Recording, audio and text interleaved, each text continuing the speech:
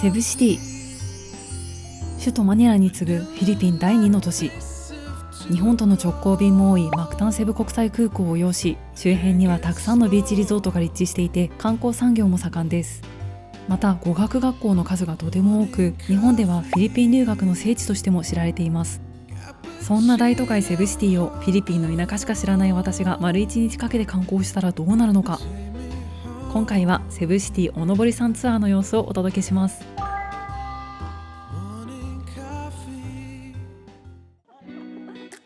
実は今回は旅のお供がいます。こちらは私の友人のいとこのネスターさん。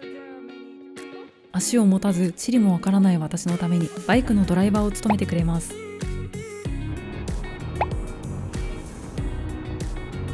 セブシティは交通量がかなり多いんですが、やっぱりバイクだと速いですね。最初の目的地は市内を抜けて山側をどんどん登っていきます。すごく景色がいいですね。街中と違って山の方は雰囲気がドマゲテとかなり似ている気がします。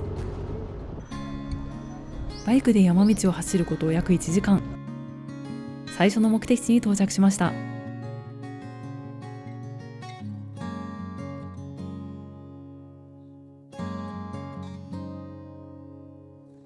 とっても広い庭園です。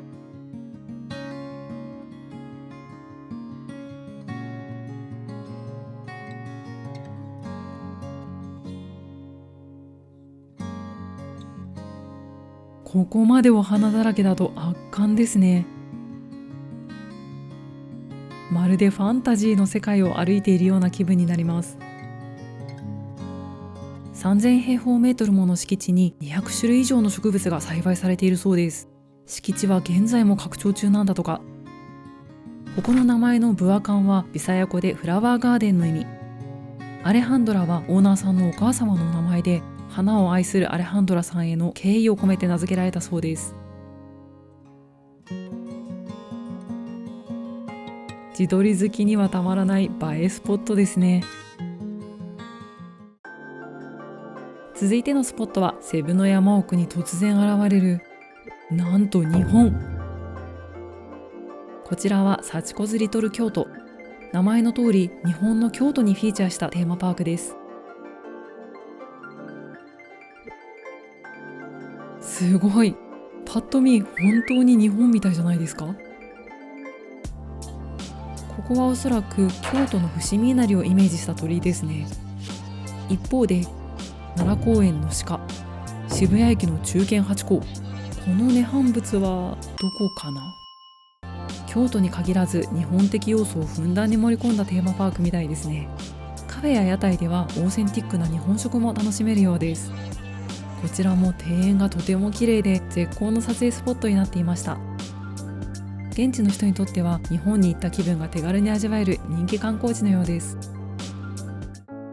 どんどん行きますよ。続いてはサチコズリトル京都のすぐ近くのこちら。すごい、なんだこの宮殿は。ここはテンプル・オブ・レイヤ。開放感たっぷりの広場を進んでいくと、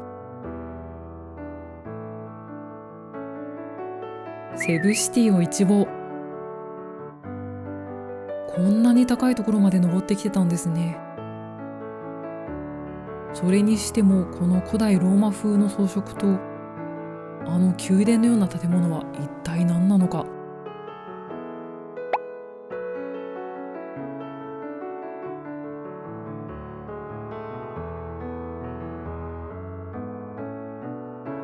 石柱、シャンデリア、きらびやかな天井というか、そして何より目を引くのが金色の巨像。この女性は一体どなたなんでしょう。なんとこちらはこの建物を建設した実業家テオドリコ・アダルナ氏の亡き奥様レイヤ・アダルナ氏です。旅行と骨董品集めが趣味だったレイヤさんに夫のテオドリコさんはコレクションの所蔵場所を作ると約束していました。妻の死後その約束を果たすため、そして不朽の愛を誓うために建てられたのがこのテンプル・オブ・レイヤだそうです。こういったいきさつからテンプル・オブ・レイヤはセブのタージマハルとも呼ばれています。実際部屋の中までは入れませんでしたが、収蔵されているたくさんの骨董品が見えました。巨像の目線の先にはセブシティの素晴らしい景色が広がっています。亡き妻への深い愛情が伝わってくる気がします。ちなみにフィリピンの有名女優のエレン・アダルナ氏はこのアダルナ夫妻のお孫さんにあたるそうです。さて、ここでランチ休憩。せっかくなのでランチも山の上でいただきます。こちらはテンプルオブレイヤーのすぐ近くにあるレストラン。特徴的なのはキッチンスペースがバスとプレハブになっていること。そして何よりもこの素晴らしい見晴らし。ビルがたくさん見えます。やっぱり都会ですね。お料理はパーとペチョのバーベキュー。パーは鶏もも肉、ペチョは鶏胸肉です。フィリピンスタイルの手づかみでいただきます。これがジューシーで美味しいんです。こちらはプソ、ココナッツの葉で包まれた蒸しご飯です。見た目も可愛いし、おにぎり感覚で食べられるのがいいですよね。それでは後半戦スタート。ここからは市内を観光します。まず向かったのはバリアン地区にあるこちら。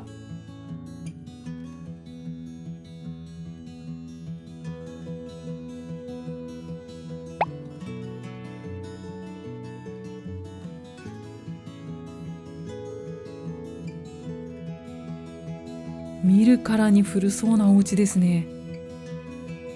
そして膨大なアンティークの数々。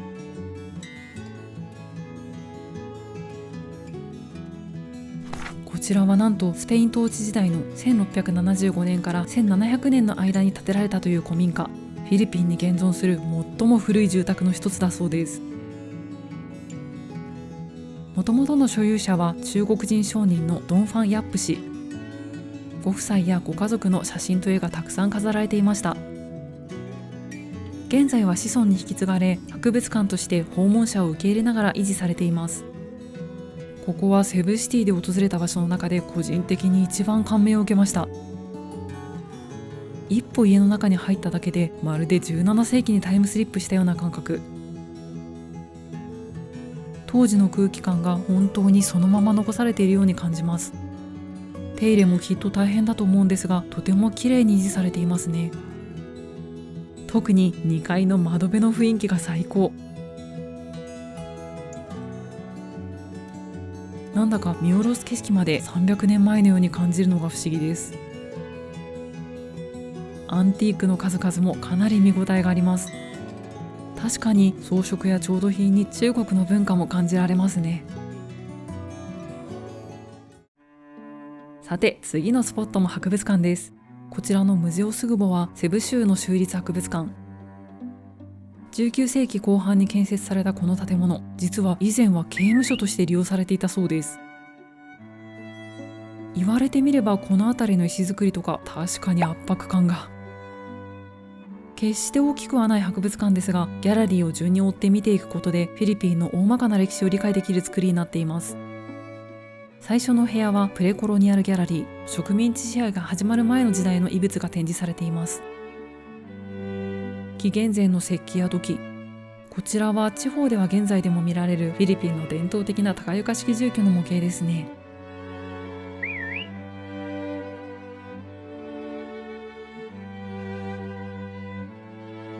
次のお部屋は16世紀以降のスペイン統治時代の展示です。1521年にマゼラン率いるスペイン船団がフィリピンに上陸し、スペイン王フェリペ2世への服従とキリスト教への改宗を要求しました。フィリピンという国名もアジア唯一のカトリックの国となったのも、現在まで色濃く残るスペイン文化も全てはここが起点です。続いてのお部屋は2階です。まず独立革命とアメリカ統治時代のギャラリー。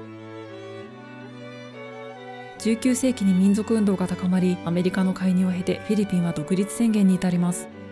しかしその後の米菲戦争でアメリカ軍に占領され、今度はアメリカの植民地としての道を歩んでいくことになります。次は戦争記念ギャラリー。第二次大戦が始まり、今度はフィリピンは日本の統治を受けることになります。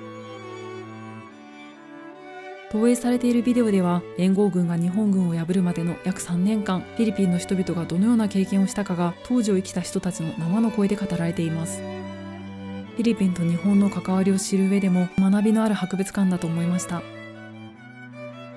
他にもこちらのジャーナリズムギャラリーでは、古いカメラや印刷機、ラジオ放送ブースなどメディア関連のアイテムが鑑賞できます。フィリピンの歴史を学んだところで、セブシティならではの歴史スポットに行きましょう。続いて訪れたのはサントニーノ教会。1565年、スペインの植民者によって建設されたフィリピン国内最古の教会です。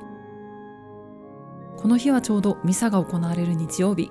教会の周りにもたくさんの人が集まっていました。私は無宗教ですが、フィリピンの文化を知りたいと思い、少しだけ礼拝に参加させてもらいました。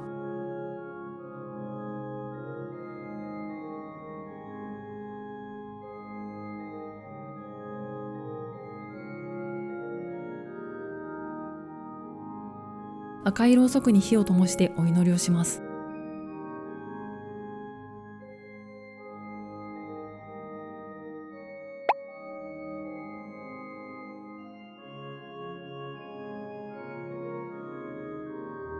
続いて、かつてマゼランがセブの女王に贈ったサントニーニョ像を礼拝します。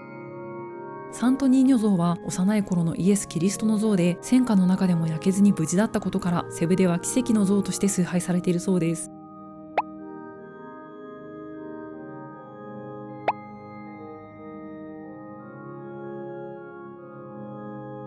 続いて大聖堂で講話を聞き、お祈りをします。講話はずっと続いているんですが、おのおの都合のつく時間に出入りしていいんだそうです。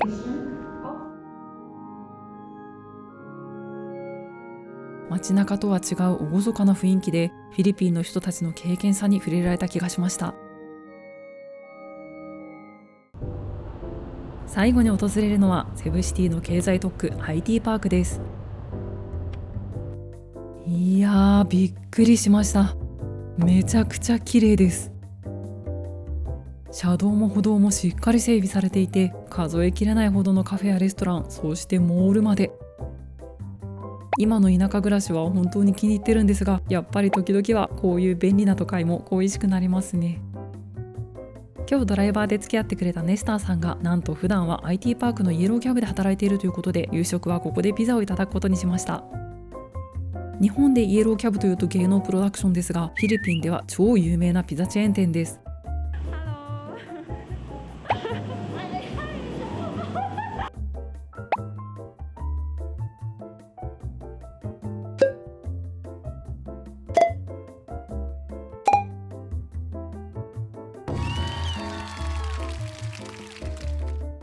ここのピザ美味しいんですよ。フィリピンに来たらぜひ味わってみてくださいね。夕食後に IT パークを少しだけ散策。やってきたのはこちら、スグボメルカド。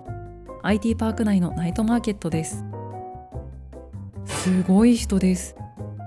この時はちょうど規制が緩和されたタイミングで、かなり客足が戻ってきていたみたいです。屋台がびっちり立ち並んでいます。日本食もたくさんありました。これはお祭りみたいで楽しいですね。IT パークに滞在したら毎日ここでご飯を食べたくなりそうです。以上、計9カ所、朝から晩まで盛りだくさんの一日になりました。セブシティおのぼりさんツアーいかがでしたか？よかったらぜひコメントで感想を教えてください。ダイアリー11、次回はセブといえばやっぱりリゾート、分譲コンドミニアム式、巨大プールあり、超スタイリッシュリゾートに行っちゃいます。お楽しみに。